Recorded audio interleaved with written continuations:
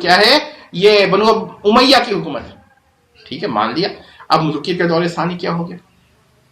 ملوکیت کا دور ثانی اب آپ نے ماننا پڑے گا، تو وہ ہو گیا بنو عباس کا. تو اب ہم نے بنو عباس کا دور بغدادی اور جو بعد میں مصری تھا، جو چنگیز خان یا ساری ہلاکو خان کے جنگ کے بعد کا، اس کو ایک ہی مان لیا فی الحال. تو اس کے بعد خلافت کا آدھا ہوگا تو وہ کون ہو گئی؟ خلافت عثمانیہ ہو گئی. تو کیا آپ لوگ یہ مانتے ہیں کہ خلافت عثمانیہ جو تھی وہ علی منہاج نبوت تھی؟ اور اگر آپ مانتے ہیں تو یہ بڑی عجیب بات ہوگی کہ اس میں بہت سارے غلط کام بھی ہوئے، اس کو تو آپ کہہ نہیں سکتے. تو لہذا ہاں خلافت تھی اور بعض خلافت نہیں مانتے ان کی، لیکن ہم کہتے ہیں کہ پھر یہ تو پھر میچنگ تو نہ ہوئی نا. کم سے کم میرا تو یہ ہے کہ آپ کی میچ کرنے کے لیے آپ میچنگ نہیں رہے. اچھا بھائی، آپ کہیں گے اچھا یہ نہیں ہوئی تو اب یہ آئندہ ہوگی، تو پھر آپ نے مان لیا کہ ان کی ترتیب میں وہ اتصال نہیں ہے، ان کی ترتیب ایک دوسرے سے پیوست نہیں ہے، بلکہ درمیان میں وقفہ، یعنی کنٹینوس نہیں ہے، کنٹینوٹی ہے، ایک کے بعد دوسرا، دوسرے کے بعد درمیان میں.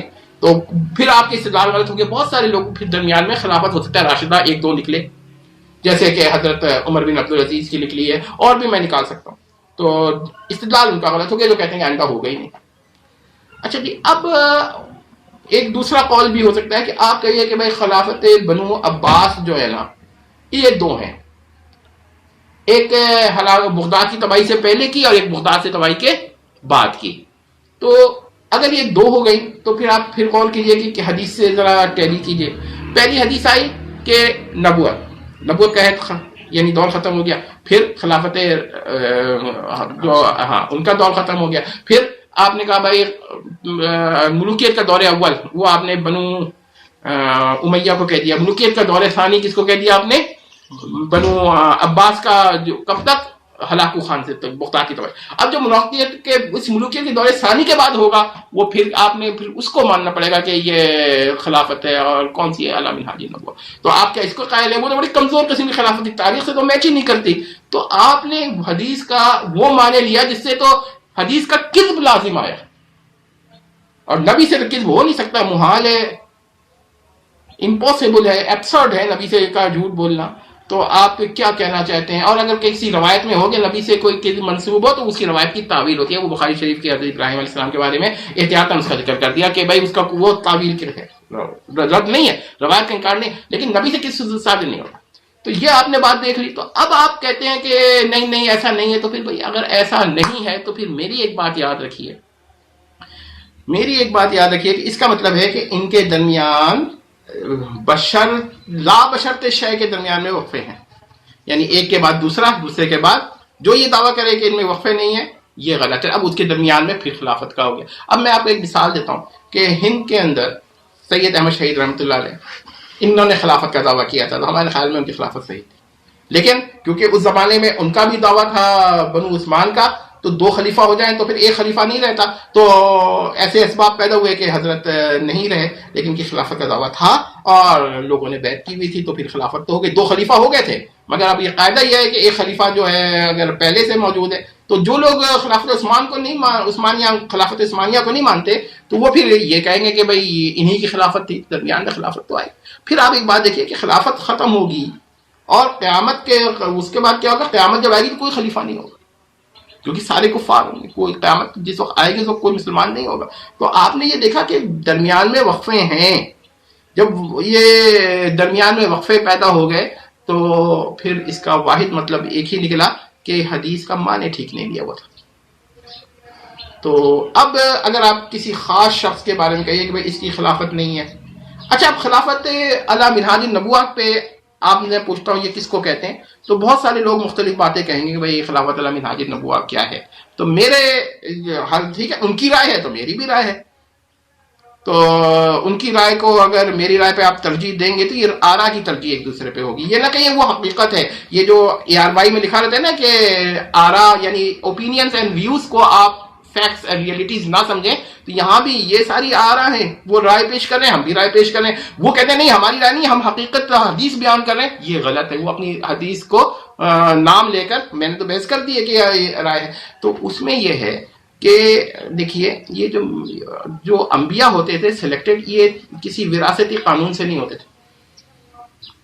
یعنی ایک کے بعد دوسرا، دوسرے کے بعد تیسرا جو نبی آتا تھا وہ ایک دوسرے سے رشتہ داری ان کے وہاں ضروری نہیں ہوتی تھی. ٹھیک ہے باپ کے بعد بیٹا ہوا ہے حضرت داؤد کے بعد حضرت سلیمان علیہ السلام، لیکن یہ کسی قاعدے کے تحت نہیں ہوئے. اللہ تعالیٰ چوز کرتا ہے تو اس میں بیٹا بھی چوز کیا ہے، ایک دفعہ نبی کا بیٹا بھی چوز کیا ہے، مگر یہ کوئی قاعدہ نہیں تھا کہ باپ کے بعد بیٹا ہو. یہ قاعدے کی نفی ہے. اسی بنیاد پر خلافت جو ہے نا علی منہاج النبوہ ہے کہ ان میں باپ کے بعد بیٹا ہونا کوئی قاعدے کے تحت نہیں. اگر حضرت علی کے بعد حضرت حسن کو چوز کیا ہے تو اس قاعدے سے نہیں کیا کہ باپ کے بعد بیٹا ہونا چاہیے، رینڈملی چوز کر لیا.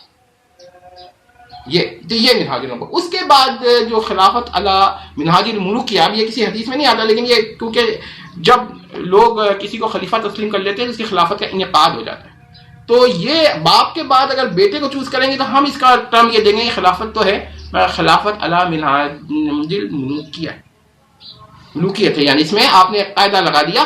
اب ملوکیت ہمارے حساب سے کوئی ایسی حرام چیز نہیں ہے، ایسے یہ تھے ڈیموکریسی، بلکہ بعض ہمارے احباب تو ڈیموکریسی کو شرک کہتے ہیں، وہ تو اس سے بھی حکم لگاتے ہیں، لیکن یہ شرک نہیں ہے. بس ٹھیک ہے یہ نئی چیزیں اتنی پسندیدہ نہیں ہے مگر جائز ہے. یہ جو حرام کہتے ہیں ملوکیت، اسلام میں ملوکیت نہیں ہے تو اسلام میں تو ڈیموکریسی بھی نہیں ہے.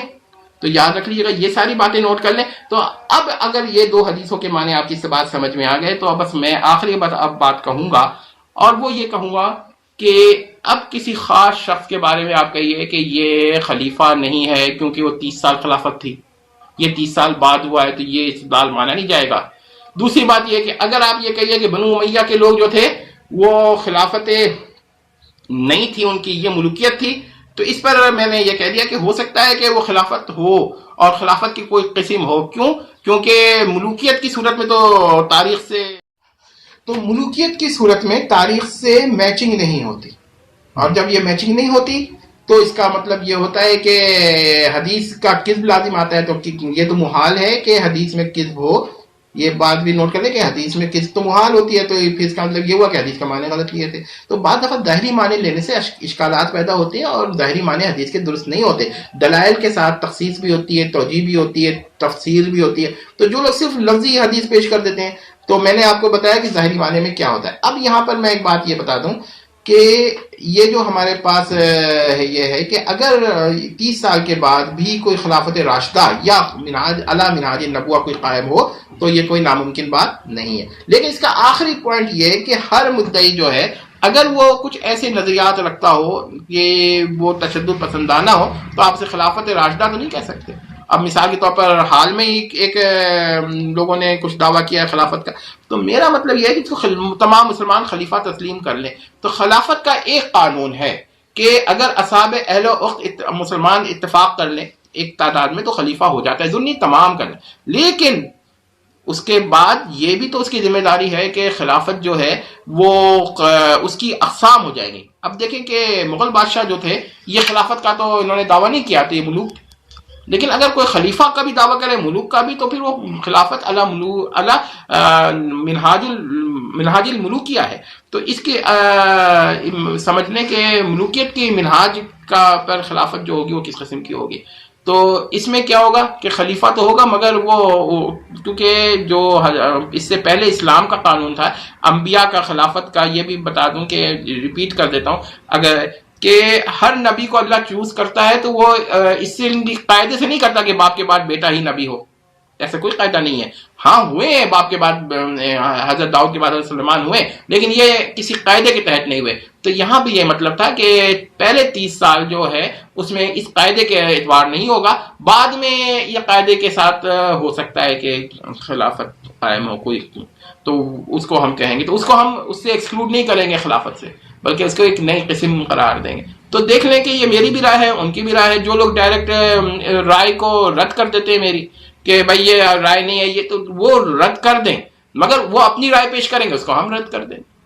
ہاں وہ جب یہ کہیں گے کہ نہیں میں تو حقائق بتا رہا ہوں، میں تو حدیث بتا رہا ہوں، میں تو اپنی طرف سے کچھ نہیں کر رہا، میں تو قرآن و حدیث بیان کر رہا ہوں اور یہ اپنی رائے بیان کریں، نہیں آپ بھی اپنی رائے بیان کر رہے ہیں، صرف آپ اس کو تسلیم نہیں کر رہے ہیں، لوگوں کو ایک طرح کا مغالطہ دے رہے ہیں. اور اس کی میں ایک مثال دوں کہ دیکھیے ARY وغیرہ لکھتے ہیں کہ دیکھیے اوپینینس اینڈ ویوز کو آپ فیکٹس اینڈ ریئلٹی سے نہ سمجھیں. ہاں جی بالکل. تو یہ بھی میں کہہ رہا ہوں کہ اپنی رائے کو رائے سمجھیں. آپ یہ نہ سمجھیں میں حدیث پیش کر رہا ہوں, یہ حدیث کا یہ معنی ہی نہیں ہے. تو جو ظاہری معنی نہ لے تو آپ کہتے ہیں کہ وہ حدیث کا منکر ہے اور میں تو حدیث پیش نہیں, آپ غلطی کریں. حدیث کی وہ معنی نہیں ہے, حدیث کی تو تخصیص ہو سکتی ہے, حدیث کی تو 10 مسائل ہوتے ہیں پہلے, اسی لیے کہتے ہیں کہ حدیث کو سمجھیں. ایسے نہیں ہو کہ حدیث کو ایسے پیش کر دیں, ورنہ تو پھر آپ قرآن کی جو کہے گا بھائی کہ سورج زمین میں ڈوب جاتا ہے کسی دریا میں حقیقتاً اور زمین, تو وہ تو پھر کہے گا میں تو قرآن پیش کر رہا ہوں, وہ آپ سے بڑھ کر ہوگا. تو میرا خیال ہے کہ آج کے اتنے کافی. بہت شکریہ سر. یہاں میرے ذہن میں ایک سوال آیا ہے کہ حضرت امیر معاویہ رضی اللہ تعالیٰ عنہ کی خلافت جو تھی وہ خلافت تھی یا ملوکیت میں سے کون سی قسم تھی؟ اس کے بارے میں آپ کچھ بتائیں گے ہمیں؟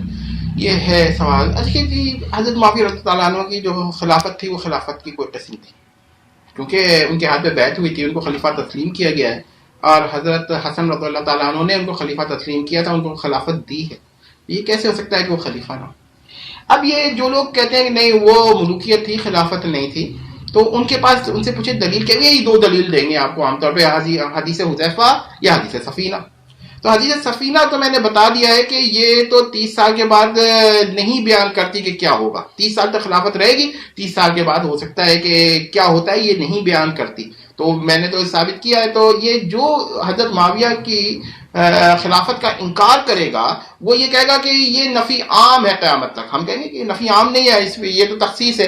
تو وہ کہے گا اچھا بھائی تخصیص تو ہے لیکن جن واقعات کا ذکر ہے وہی ثابت ہے, استثناء کرے گا. ہم کہیں گے ہم استثناء نہیں مانتے. تو احتمال پیدا ہو جاتا ہے اور بھی خلافت ہونے کا. تو حضرت معاویہ کی خلافت پہ کیونکہ اتفاق ہو چکا تھا تو وہ خلافت ہے, ٹھیک ہے. منہاج علی منہاج النبوہ نہیں ہے تو اس کا یہ مطلب نہیں ہے کہ وہ سیرت خلافت ہی نہیں ہے.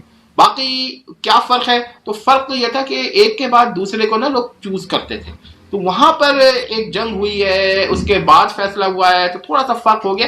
اس سے یہ ثابت نہیں ہوتا کہ وہ خلافت نہیں ہے. اچھا دوسری وہ حدیث حذیفہ پیش کرتے ہیں, تو بھائی حدیث حذیفہ پہ تو میں نے پہلے ہی بیان کر دیا ہے کہ یہ جو ہے اس کے اندر ایک واقعہ ایک دور کے بعد دوسرے دور جو ہے یہ اس سے متصل نہیں ہے, ان میں وقفے ہو سکتے ہیں. اور لا بشرط شے اور بشرط لا شے اور بشرط شے, یہ ساری مسائل میں نے بحث کر چکا ہوں. تو یہ قطعی اور اس بات تو مسائل ہیں ہی نہیں حدیث سے جو آپ ثابت کرنا چاہتے تھے. جو آپ نفی پر استدلال کریں گے پھر ہم کہیں گے استدلال ٹھیک نہیں ہے, تو خلافت تو ان کی تھی. بس یہ ہے کہ کچھ فرق ہو سکتا ہے, مگر اس فرق سے جو اس کو آپ کہتے ہیں علی منہاج النبوۃ, اس کا کیا معنی ہے اس پہ ہم بہت کچھ کہہ سکتے ہیں. اب آپ کہیں گے نہیں میری رائے جو ہے نا وہ الٹیمیٹ ہے, بلکہ رائے ہی نہیں ہے, یہی قرآن حدیث میں بیان کر رہا ہوں, میں تو اپنی کوئی رائے ہی نہیں رکھتا, میں تو قرآن حدیث بیان. یہ ہم کہیں گے نہیں, آپ اپنی رائے بیان کر رہے ہیں, قرآن حدیث کے لیے اس کے کر رہے ہیں. ہم صاف کہتے ہیں کہ کیونکہ ہم اصول سے بات کرتے ہیں, آپ جو ہیں اصول سے, تو یہاں پہ یہ بات ساری نوٹ کر لیں کہ ایسا ہی ہوتا ہے. تو حضرت معاویہ کی خلافت تھی تو وہ ہے 30 سال کے بعد ہوئی, وہ بھی ٹھیک ہے, اور اس سے فرق ہوگا. تو میں نے پہلے بتا دیا حدیث حذیفہ اور حدیث سفینہ یہ قطعاً ثابت نہیں کرتی کہ 30 سال کے بعد کوئی خلافت نہیں ہوگی, ورنہ تو پھر حضرت مہدی کی بھی خلافت نہیں ہو اور عموم کی تخصیص ہو جائے تو احتمالات تو پیدا ہو جاتے ہیں. اب اگر احتمال ہی پیدا نہیں ہو رہا تو یہ استثناء کر رہے ہیں, آپ تخصیص نہیں کر رہے ہیں, اور استثناء جو ہے وہ ہم نہیں مانتے. تو آپ کہیں گے کہ بھائی ہاں حدیث میں استثناء ہے, میں نے تو حدیث اور ماننا ہی نہیں ہے, تو پھر ہم کہیں گے کہ پھر آپ سے ہمیں اختلاف ہے. تو آپ اپنی رائے کو رائے سمجھیں, ہمارے کو یہ نہ پیش کرے کہ میں تو قرآن حدیث بیان کر رہا ہوں, حدیثیں پڑھ رہا ہوں, اپنی طرف سے کچھ نہیں کہہ رہا ہوں, یہ صاحب رائے پیش, ایسا نہیں. آپ بھی رائے کر رہے ہیں, وہ آپ کی ایک طریقہ دوسرا ہے, میرا ہم بھی یہ کر سکتے ہیں. تو یہ